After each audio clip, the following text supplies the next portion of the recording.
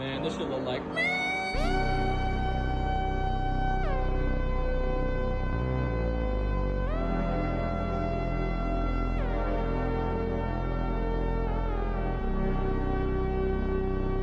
I realized that I was kind of working on progress, and then I'm just kind of a get after it kind of guy, and there's a lot of it that I haven't really recorded.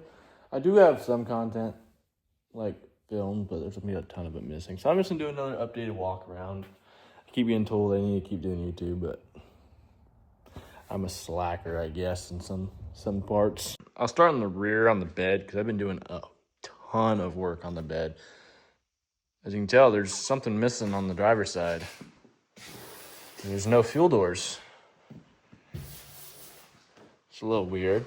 Why would I shave fuel doors? Well, I'll give you my explanation on why. So this truck's obviously on the 2010 frame. 2010 frames, they have front saddle tanks, which I didn't want there because of all my suspension that I'm doing. But I have my 35-gallon tank from the rear out of my OBS frame.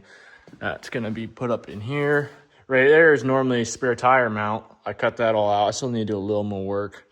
But I don't know. I didn't want to have one door that you would open up and see nothing. So initially, I just shaved the front door. But then I stood back, and it just didn't look right for an OBS. So I went ahead and shaved the other door. And then what my plan is, let me grab a tail light. Plan is with a tail light, I'm gonna make it where the tail light sits up in there. I'm gonna make it where the tail light will flip out, and in there will be a filler neck. So I'm gonna cut out some of this up in here. I probably can't 'cause in there. I don't know. I'll have to cut out a little circle. Might be a little fun getting a neck in there, but once it's flipped out, there should be plenty of room. Because then I can go underneath. There's some space up there. I can run a filler neck down and into the tank. So that is my plan there.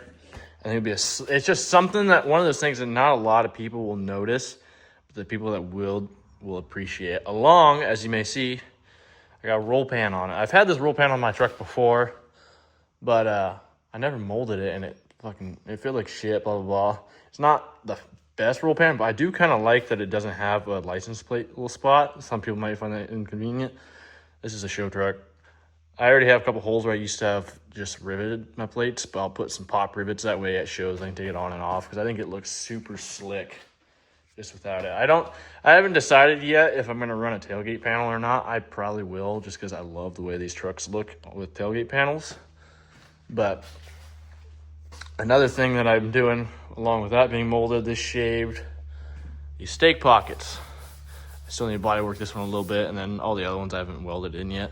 But I'm shaving those completely smooth too. I was kind of on the fence on if I was going to or not because they make some pretty slick stainless bed caps you can put on. I was thinking about I was going to do that, and it wouldn't make sense to shave because those bed caps come with the stake holes cut out. But I think I've decided I'm not going to, so I'm just shaving them now. It will look pretty slick, all shaved up, and then yeah, so I'm trying to get all that all worked up. I still have a bunch of work to do on the cab and whatnot. This side's pretty dialed, but obviously I still have around the windows. I got the roof still, the visor, pillar on the windshield, and the other side I still have a lot of work to do along with the tailgate. But I'm trying to get the bed dialed. That way, then I can have a bunch of buddies come over and I'll just set the bed over here. That way I can weld my fuel tank cross members, get my fuel tank mounted, get my fuel lift pump mounted right up there where I want it, and just get that all dialed. And then I want to fit my exhaust too, because it might be a little tricky fitting exhaust. I may have to make some aftermarket brackets because normally you go a little bit over the hump, but I got a big bag bracket. I was talking to this a little more too, but I'll do it one thing at a time. So I'm gonna fabricate all that with the bed off, and then I'll put the bed back on, get it, get it ready for paint, which I won't paint it until probably, I don't know, mid to late spring, just because I don't want to paint it all nice and work on it for the next 8 months, just scratching fresh paint. It's a waste of money. But with the bed off, I can get behind the cab too, primer all that. Eventually, it'll all get lift it up. I'll probably paint the bed underneath the bed while it's off over here, because my plan is I'm painting under the bed and under the cab silver. It's just something I love. It'll make it pop. I've always done my fender liner silver just because it makes color pop. It's one detail that I've always done and I've always loved, and I've gotten a lot of compliments on it, because whether it was my red truck, I had silver wheel wells. I had my black truck, I had silver. Had a completely different colors. It just pops, just perfect. Silver goes with everything. But yeah, for paint, I'm doing candy root beer. So in the shade, it'll look almost black, and then the sun will hit, and then candy root beer is actually a beautiful color. So I'm pretty pumped for that. But and then obviously under the bed will be silver. Inside the engine bay will be the candy root beer. I was thinking silver to kind of go with the flow, but underneath, but there's too much silver in the engine bay. I'll get up to that one too. But I guess I'll talk about the lift. But the lift, as you can see, this thing already sitting how it looks in the shop looks massive, and it is. Like, I'm 6'5", and it's up there. But the thing is, this is with the axles actually sit all the way on the ground. So this thing will go up probably another 10 inches by the time my wheels bolted up to it. You can kind of tell by the front. But it's full bags all the way around, getting fully linked. So my axles, cradle, and then all my bag systems and airbags I got off a buddy's truck, because he had this lift on his truck. It kind of failed in certain spots, so I'm having to fix a bunch of it. But he wants to go lower to be more drivable, because reality is this thing, every single time it hits the road, it's probably going to get pulled over. But yeah, so I'm doing a lot of, I did that stuff just because it was easy access, and it made my life a little easier. But there's a lot of stuff I'm fabricating myself too. Like all my link arm, I'm not doing round bars. I was just kind of getting the axle to stay where it was. That way I can mock up bag brackets. But I'm doing all fabricated link arms. This week, I should be getting the first round cut out. I kind of got to do it in like 4 different rounds, because fabricated links take a lot of metal. So per pair of link arms, so I'm getting the lowers cut this week. I might do uppers this week too. I need to finish designing them. That's one thing that a lot of people don't realize, is how much time goes into designing for fabrication. Props to all fab shops that do it, because it is tedious. But yeah, I rebuilt the bag bracket. The ones that the other guy originally built, they were all on a podium, which the rears might have been fine, but I don't want it to be a might be fine. So I welded to a full cross member, which I just think will flow good. It'll have overlays too, kind of like the bottom. And those things aren't going anywhere, which with the 2010 frame, I had to move the axle 2 inches forward to be centered with the bed with the whole frame deal, because I think it's the cab's like 2 inches shorter than a Super Duty. So making that up fits perfect. That'll make it all align. Obviously, it doesn't look like body lines line up. I don't have a rear cab mount lined up. I'll talk about that in a second too. But fabricated link arms, obviously triangulated rear. And then the front, I still have quite a bit of work to do. These back mounts that the other guy built on the front were a death trap. I mean, they completely collapse. That's part of the reason why my buddy was kind of scared to finish the lift almost. So I need to redesign those. I kind of had it designed earlier. I'll show you the failed brackets. See the failed brackets right over there where those were supposed to be straight. There's no support on them. But I had these cut out, but my measurement was just a smidge off. But it'll go a full cross member just like the other one with the track bar bracket. So that'll go under.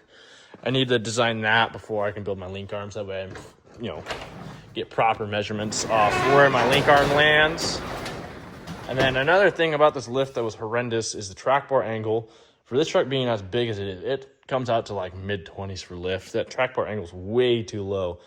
Track bar ends up like this. So that was the issue when that one bent. They aired it up and down, and it basically just threw the truck over. But it's underneath there somewhere. I have a new truss that I'll end up having cut this one off and welding a new one that puts track bar angle up here where it should be.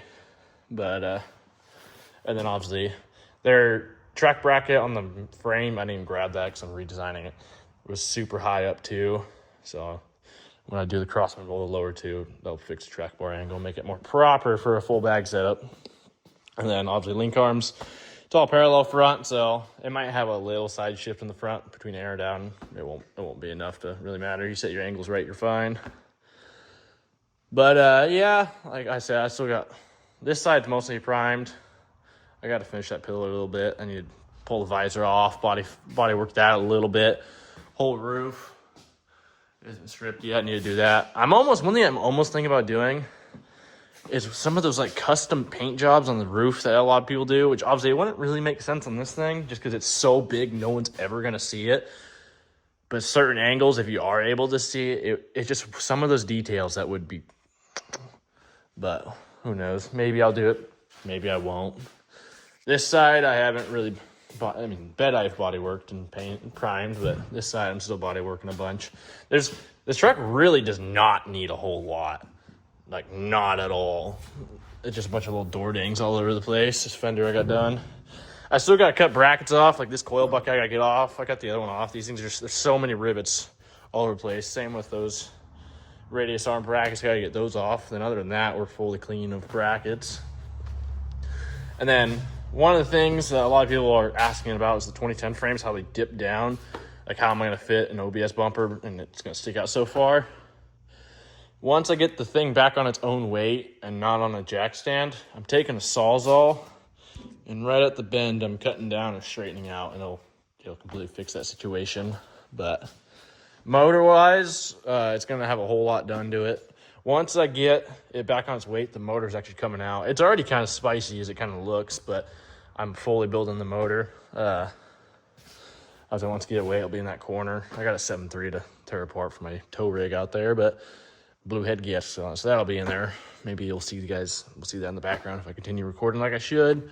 But I'm going pretty spicy with this thing, so it's gonna be a fun little project. I'm doing main studs, I'm doing Gorilla rods. I'm either doing the max force pistons or the steel pistons. I haven't decided yet. Like the stage 2 billet cam, chromoly push rods, 120 pound valve springs, head studs. I'm doing 150 nozzles. Obviously, it's got the regulated fuel bowl delete. It's got a 165 air dog, dual pumps. So fuel supply is not an issue at all. I'm doing fabricated compounds. That's a big reason why I took out my heater box. Those are all going to get shaved. I just won't have HVAC in this thing, which kind of sucks. But at the same time, this thing's only gonna be driven in nice weather, and when I drive in nice weather, I have all 4 of my windows down. So I like rolling all windows down, so I'm not really ever using AC. This truck hasn't had AC in like 3 years, so it's not gonna phase me. But it'll have a 369 in the valley, and then I'm building a whole compound kit. It's gonna have an S480 sitting over here. The cooling system on a 6.4 is massive, so I think I'm gonna stick a air to water intercooler over here.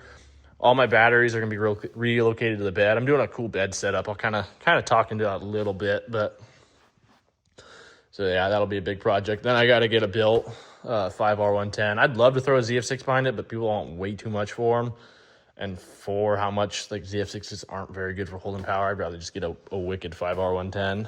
But I got a cowl hood I need to finish working on. I built this one out of a stock hood. I just need to body work it, because that'll look pretty sweet, help with some of the piping clearancing, because as much room as it looks like there is right there, there's really, once you get a turbo in there, there's not a whole lot of room between hood, so the raised cowl would be a whole lot nicer. I already had this done before I even started this project, so works out. Well, not done, but interior, it's kind of hard to tell. None of it's all there. I'm sound deadening everything. You can kind of see I have them up there. It's a nice brown. It'll be all brown. This was all black originally. Everything's dusty in here, but it'll go all brown interior, black carpet, and then it'll probably have a black headliner. I might go brown, but I kind of like the black. I'm going to do a big stunt wall in the back, so I'll probably have 4 or 5 8s on the back. I run dual door speakers in the front, and then just the rears won't be anything fancy, but I'm going to put... A lot of people are wondering what seats I'm going to put in it. I'm not doing King Ranch seats. I'm not impressed by King Ranch seats based off my last truck. But I'm doing Dodge Laramie seats in it. That's my plan. So it'll be all brown with Dodge Laramie seats, front and rear. I'll probably just go Captain's front and rear, unless I get a nice bench, and I'll keep benching it. But if I go Captain's all around, I already have, that's a center console right there. And then I have another one right there that was fit for the back. That's what I was originally going to do, is console, and then Captain's. But should be pretty slick inside. And then bed setup, I got ram shit in the bed, so it's kind of the carpet, whatnot. I was kind of cleaning up space, but I'm going to end up doing a whole seating area out of nice rotored wood, whatever. And then all my air management is going to be dead center with some plexiglass, because I'm doing all hard lines in my air lines to be probably a battery there and a battery there. Just make it super slick. It'll have a bunch of boat speakers in here too. So this thing, I'm planning on it just being like a big party barge, big show truck party barge. Oh yeah, another thing I haven't mentioned. I got new wheels for it. I don't think I've showed these ones yet on YouTube. These are 28 by 16 American Forces on a 40 by 1550. Obviously 40s are gonna be kind of small for this thing. This thing's gonna skate for a little while. I have a buddy that runs a truck pretty similar, same wheel size setup, and then borderline about the same lift size. But Stephen Faulkner on TikTok, you'll see about roughly how this thing's gonna end up sitting height wise and wheel wise. So it definitely will skate. There's no doubt about that. But it's not like a bad skate. I love the way Stephen's looks. So eventually I'll want to go 30s and like 44s on it. But that's, believe it or not, I'm not made of money. A lot of people think I must be, but I absolutely am not. And this thing, definitely I'm pouring a whole lot more money into it than I originally thought, but I'm fine with it. This is a truck I'm never getting rid of, so I don't mind pouring money into it. But I'm pretty pumped for doing all this. It's definitely going above and beyond for what I originally thought it was going to, and I'm all game for it. Like this thing, I'm shooting. Maybe I can get a spot in SEMA next year. I mean, once it's all done, I don't see why it would. I just need to find a company to get me on with it. But timeline, I don't know. I was hoping to get it done. I go to Idaho Truck Invasion every year in July. I was kind of aiming for it to be there, but once again, I'm not made of money, and this is a lot of custom work. I mean, I probably have, I wouldn't doubt you, close to 100 hours just in the bed so far, and it's not even done or painted. And I still have a ton of fabrication, the motor work. I mean, I probably have 12 grand just to put into motor work, plus another like 8 grand just to put a trans to hold it, and then I probably have another, who knows, 5 grand to do suspension wise, and that's just to be raw, because I'm going to roll it around. I might paint it before it's all done, but like suspension wise, it's all going to go raw. I'm going to run it for a little bit, make sure we're all dialed, and then I'll pull it back in, strip apart, and send it to powder. Powder coat wise, the main lift, like wherever you're going to see white, whatnot, it's going to be this color, which is Illusion Root Beer. Camera doesn't do justice. There's a lot of flake in this, and camera makes it look a lot lighter than it actually is. It is a little darker. I mean, it's definitely a lot lighter orange than the root beer that I'm going to paint the truck, but should contrast it nicely. But all the teal I'm leaving just to the engine bay. I wanted to give the engine bay a little more. There's a lot of silver and a lot of the root beer, so the teal was a nice break just to give you something to look at. Obviously, some people are wondering, like, well, how's I going to see it? I'm going to end up having a mirror on my hood but all my overlays, so like, and steering, so like whatever's teal right now on it, is going to be this. It's, once again, camera's not going to do it justice. It's a super flaky metallic silver. Part of the reason why I'm going silver underneath is it will flow. You gotta trust the process, but it's gonna end up having a 5-inch exhaust all the way out. I'm running it all the way out. I'm not doing no ghetto shit, not doing a hood stack. What I'm going to do is I'm having a buddy. He's going to make me a full custom. I run bed stacks as tips, like, well, I used to, and I love the way it looks. I'm going to have him make me a custom one. I used to have a pretty wicked, like, full TIG welded aluminum bed stack. I don't know if most of you guys know. I'm going to have the same guy build me a pretty sweet bed stack just to sit right out this corner. So should be pretty killer. It's going to end up having clears in the rear. Well, I'm probably going to paint match headlights and taillights. I have ideas, but obviously, yeah, I missed a whole lot of recording. I'm doing a lot of cool shit, but this is how she sits. I'm pumped for this, so maybe I'll try to, I don't know. I keep saying I'll try to record more, but who knows? Maybe these walk-arounds are just what I'm going to end up doing, just because it's so hard to keep track of it. Maybe, I don't know. I'll try to do step by step, but I always forget to record. I'm just a guy that I want to do something, I just get after it. I don't even think about the timing of fucking recording, setting up something, but definitely a big change, especially if, like, I don't post on YouTube a lot, so I've posted an original walk around, like, it has to be damn near 4 years ago when it was like the start of the truck, I did another walk around, I think it was like a year and a half ago, which was pretty sweet. And then I did another walk around.